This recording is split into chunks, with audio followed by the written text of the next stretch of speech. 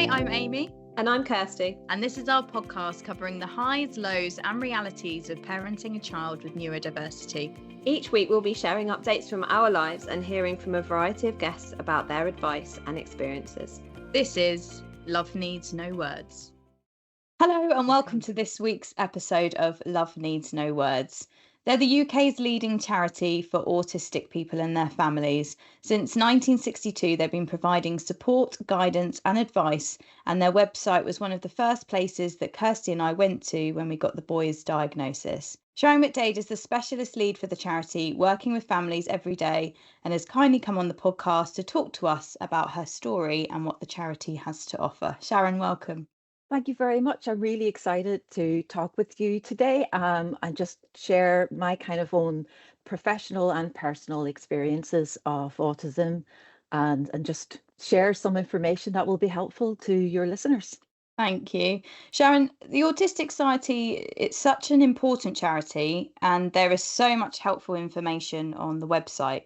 But for those at the start of their journey, all that information can seem a bit scary and overwhelming. So could you talk us through some of the things that the charity can do to help and support families? I'm really glad that you mentioned the website, and I'm so glad that it was useful to you when you're at the start of your journey. The National Autistic Society website, there's a hub of information. So we have our advice and guidance, and that is one of the main sources of evidence-based, research-based information about autism.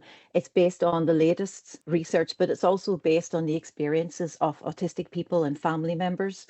So it captures everything. One of the things that would be really useful to people, especially if they're just thinking about whether or not a child or themselves may be autistic, is to go to our diagnosis hub. That's just been recently all redone, reinvigorated with fantastically well set out information that's much easier to use now. So there's information about what is a diagnosis, how you go about it, there's template letters, there's all sorts of things. There's also information about what a diagnosis will entail and what you can do afterwards. There's also information about what you can do without even having a diagnosis, because a lot of people are on a waiting list for a long time. So that's a really good source of information for people who are, somewhere on that process of getting a diagnosis. There's also information and guidance there on our information hub about all sorts of features of autism. So communication, behavior, sensory issues, education. Like there's links to education rights and what you can expect and what should be happening for your child for all of the different UK regions as well. So you can go in and get the accurate information from Northern Ireland, where I live, or England, Scotland, Wales. And there's information about all of those things. There's information about benefits, social care, care for, information for parents and for autistic adults and everything you can think of, there's something there. So I think going to the advice and guidance page is a really good start, because you can kind of fan out from there to find the information that is best suited to meet your needs. So you've got an autistic son, Sharon, who's in his 20s. So obviously you can relate on a personal level to many of the families that you come in contact with and speak to. Do you mind telling us a little bit about your story? Yes, of course. My son, Ryan, he's 24 and he was diagnosed when he was very young. He was just 2.5. So Ryan lives outside of the home now. He lives in a supported living centre, and Ryan has quite high support needs and doesn't have a job. He goes to an adult day service during the day. He's absolutely fantastic. So he does need a lot of support. So if he's out and about, he always has to have someone with him. But he is like so curious and he's so polite and he's so interested in people and he's so caring. And he absolutely loves cinemas. So we are at the cinema every Saturday morning. We see he loves animated movies and he makes animated movies as well.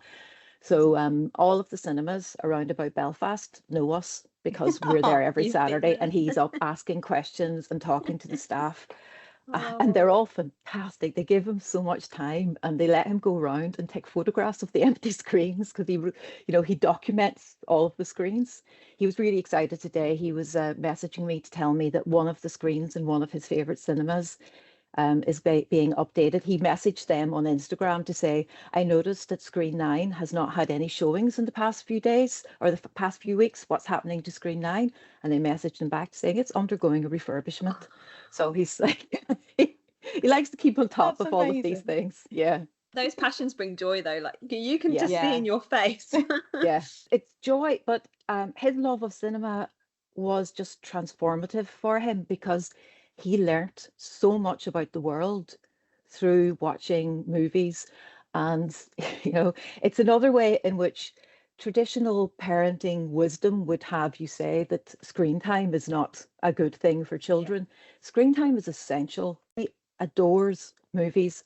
It's led to him having an interest in making movies. So he has a YouTube channel with like nearly 4,000 subscribers, and Amazing. he makes animated movies using this software called Vyond, and he um, he puts them together. They're about 45 to 50-minute long, and he puts these out, and he gets. We had a live viewing party for one of his premieres on Friday, and it's so Oh, lovely because he's sitting beside me on the sofa with his laptop, and he's typing like, oh, this scene is based on Puss in Boots, or so he has all the influences and all the things that he's bringing together to build into his own movies.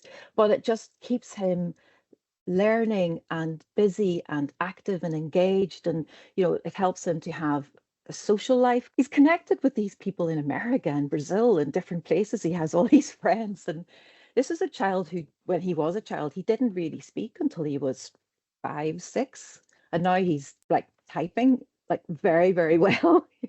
that's incredible. And going to Mhm. give hope to so many. As you know, my son Alex is non-speaking.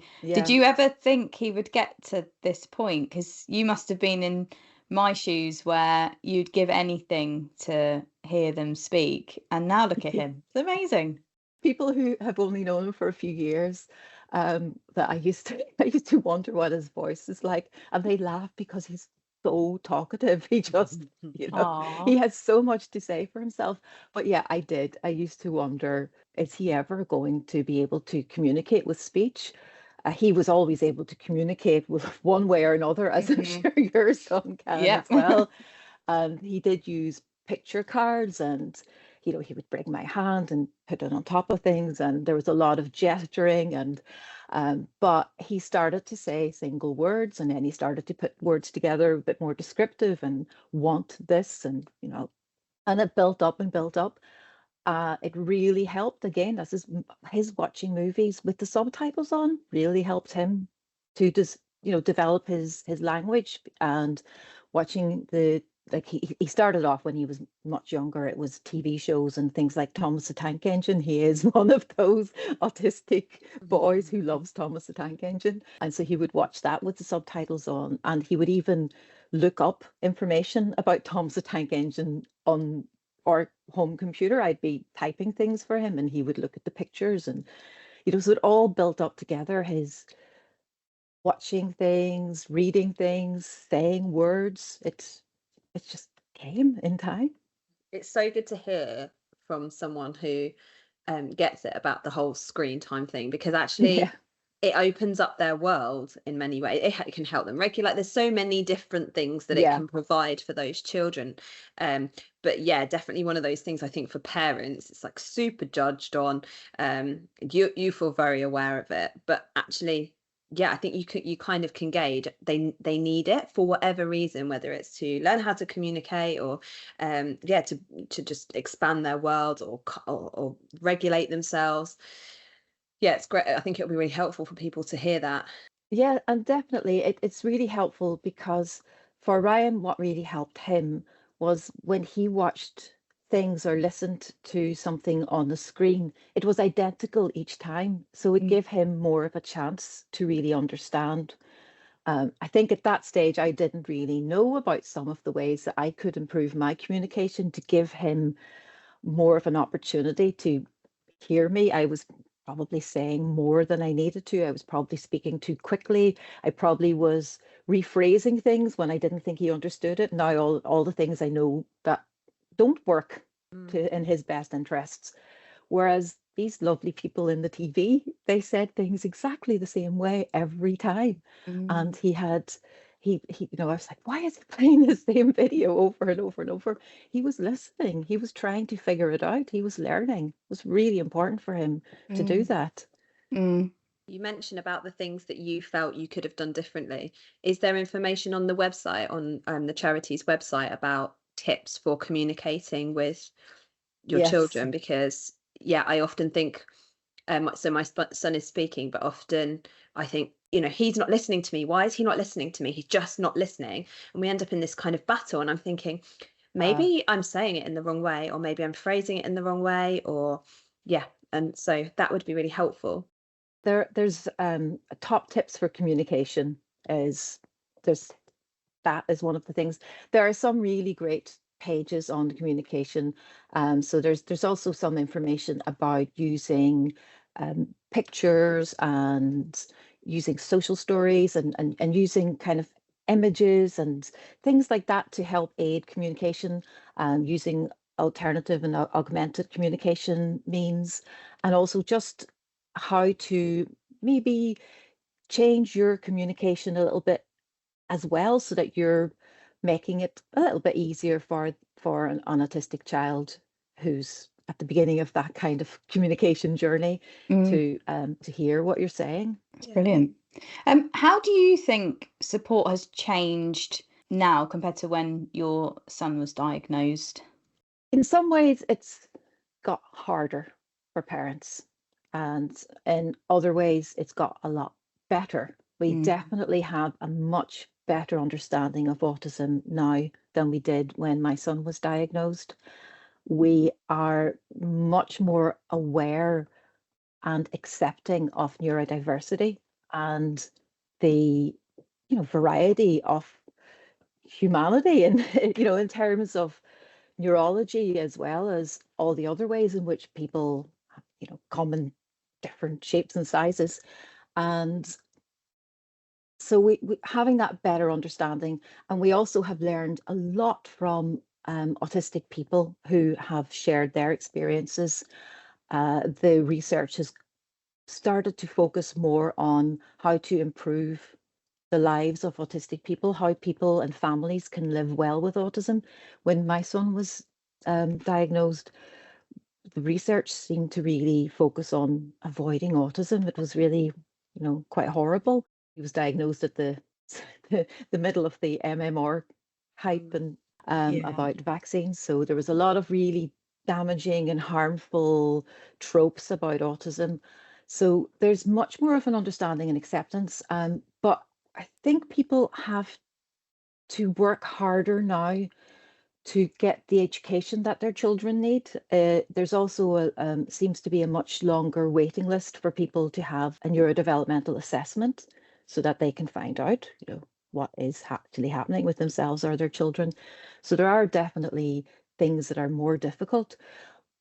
I really hope that people will be able to make use of the resources like we have on our website and from other education advice services, so that they are empowered with the information about what their rights actually are, so they can go to the statutory services and, knowing their rights, make a case and be the squeaky wheel, or not like stand up for their children and for themselves, and be that advocate that their children need. And I know it's very, very draining, and I know that it's one battle after another, but you do get better at it. You start to learn the little tricks and techniques, and writing everything down and making notes of who you spoke to and what they said they would do. And if they said, oh, I'll come back to you in 3 months' time, then put it in your calendar to check in with them in 3 months' time. I think a lot of parents will recognize what you're saying, and the fact that they have to advocate for their children. I suppose coming and speaking to people like yourself and reaching out to the charity, they're looking for advice and guidance from yourselves. What have you found? Is there a sort of trend in the main concerns of parents that you speak to? Or is it very diverse, the range of topics that they come to you with? Yeah, there are certain topics that people come to us about again and again. So diagnosis is always a really big one. Also education. That's always something that people are coming and asking about what sort of help their child is entitled to and how they can go about getting that help provided. And behavior questions, so questions about distressed behavior and understanding the underlying reasons why a child might be behaving in ways that can be quite difficult. And there's also a lot of people coming to look about information about services and support and what's available to them in their area. So we have, like, for example, we have our branches all around the UK. There's branches in all sorts of regions. So people can go onto our website and look up local branches and put in their postcode to find the branch closest to them. We have also things like our online community. That's a really fantastic service as well. That's a community of, it's mainly autistic adults and also a lot of parents and professional people who just want to connect and discuss autism, ask questions, support each other, share advice and information that they have personally found helpful. It's also it's a social media type of site, so people will just go on and share interests and have fun and talk about their hobbies and have these really long, detailed conversations about like unique interests, which is fantastic as well. But that's another really good source of information because it's 24/7. And everybody gets support, and even if someone didn't get an answer from the community right away, the trained voluntary moderators will always signpost people to the right support. So if someone goes on in the middle of the night and goes, I can't cope with this, they will get an answer eventually. Someone will say, well, here's something on our website that will be able to help. And usually the community members go on and give some really good advice and information as well. That's really good. It's so helpful to know, actually, because I wasn't actually aware that was available. So that's really useful.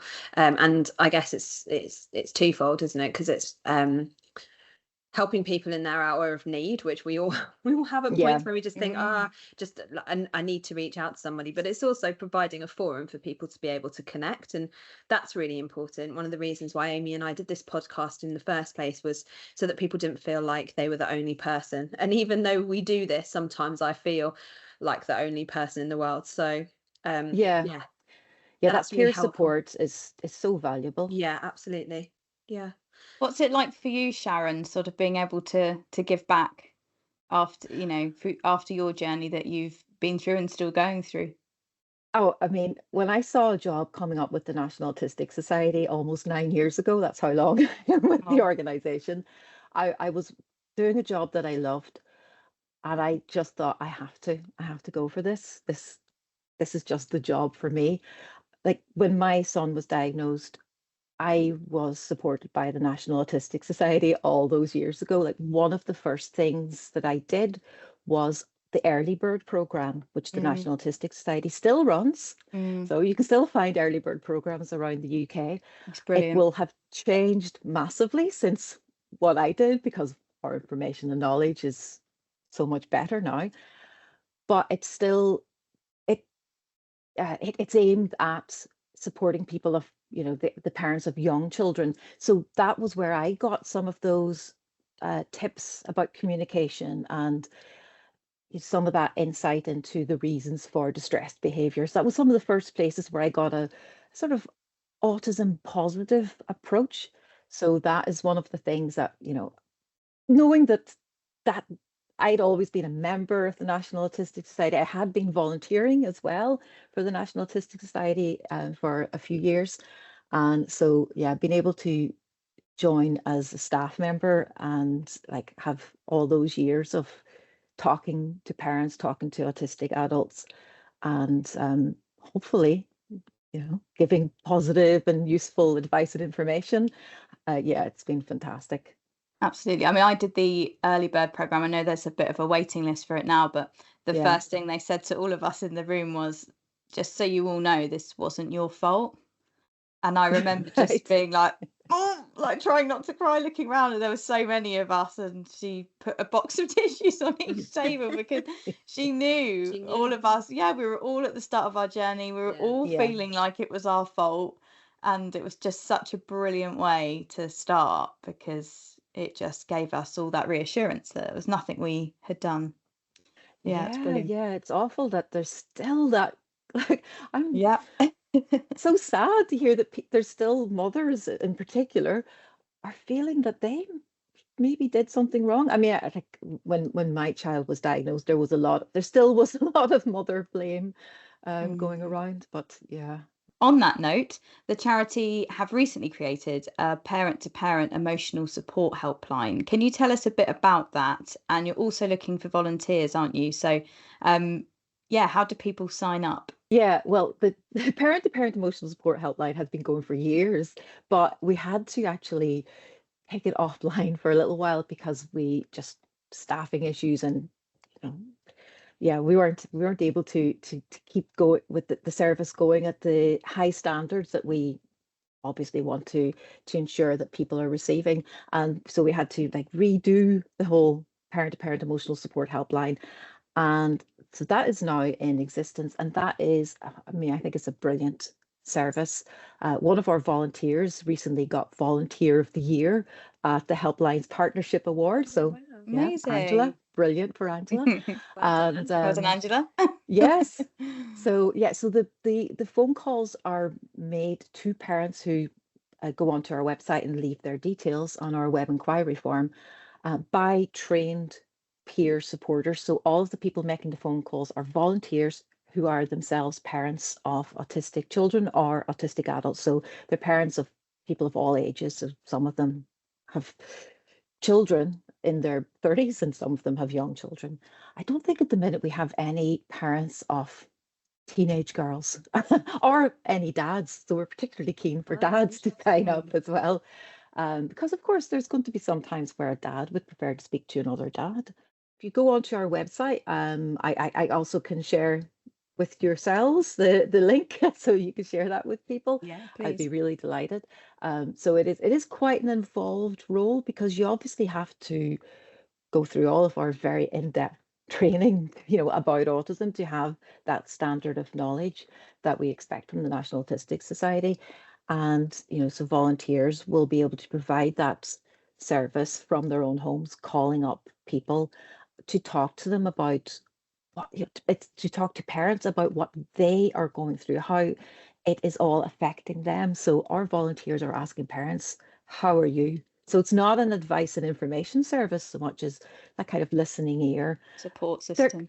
yeah, and they can signpost to strategies and they can help people, find the bit of the website that has more information and advice and guidance on what they've discussed and what they've been going through, and they can discuss strategies and shared experiences as well, of course. So it's a really brilliant It's service. brilliant. I've already Yeah. signed up, haven't I, Sharon? So Yes, you have. Thank you so much, Amy. That's fantastic. Yes. just wanted the praise there. Yes. Well Pat on the deserved back for praise. me. You're Yeah. funny. Oh dear. What advice do you have for parents at the start of their journey? Oh, that's a very good question. So apart from the advice to go onto the National Autistic Society website and sign up for our online community and things like that, um, I think it is take a breath. You can do this. You're the parent your child needs.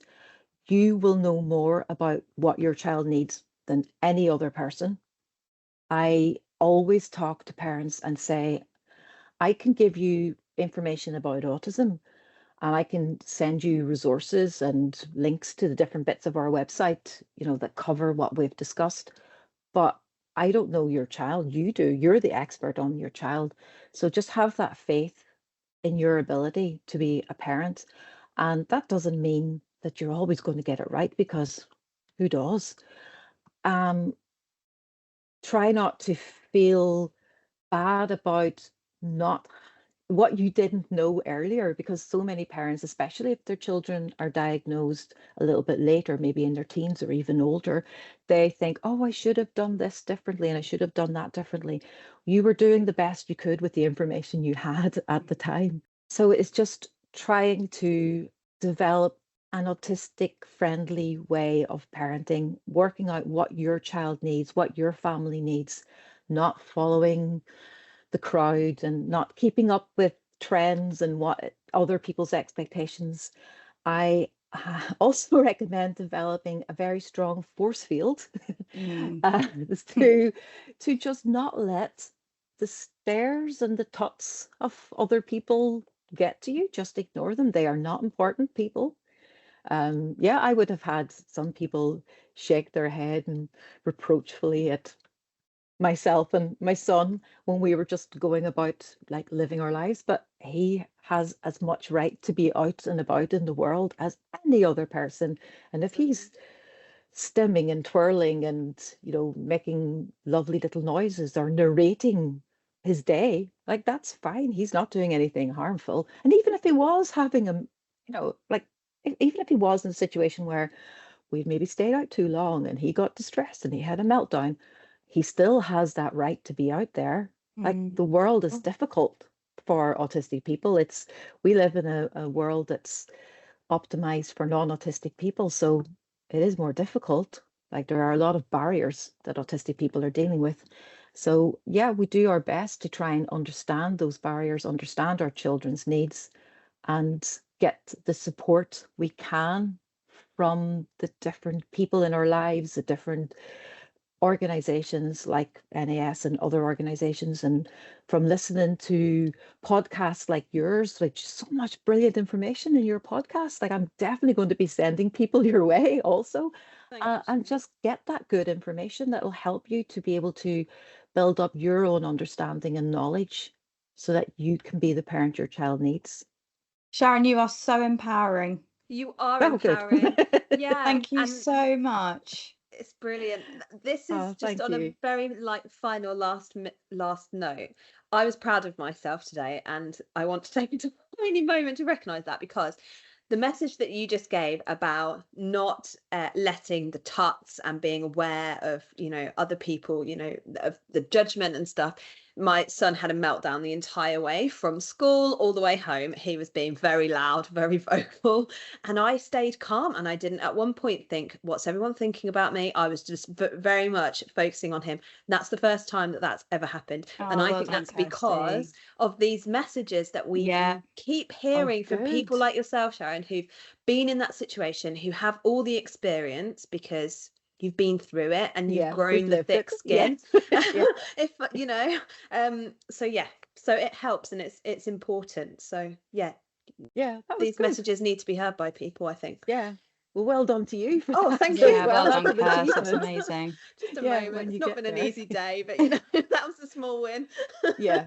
Oh, it definitely counts as a win, because I know, like, sometimes you close the front door and you just go, oh, because it is difficult. I'm not going to sugarcoat that it is difficult, but it's just being where you need to be at the time, and just trying to, and also then being able to offload to someone else. That was really hard. Like you can't just keep it all in. That's too much as well. You do need to give yourself that kind of understanding and kindness that you would give to your best friend who was telling you what, you know, I went through this, it was really hard. Well, just be able to say to yourself as well, that is hard. Sharon, thank you so much for coming on the podcast and telling us your story, but also chatting us through a bit more about the National Autistic Society and what they have to offer. So thank you very much. Thank you. Thank you. It's been a pleasure.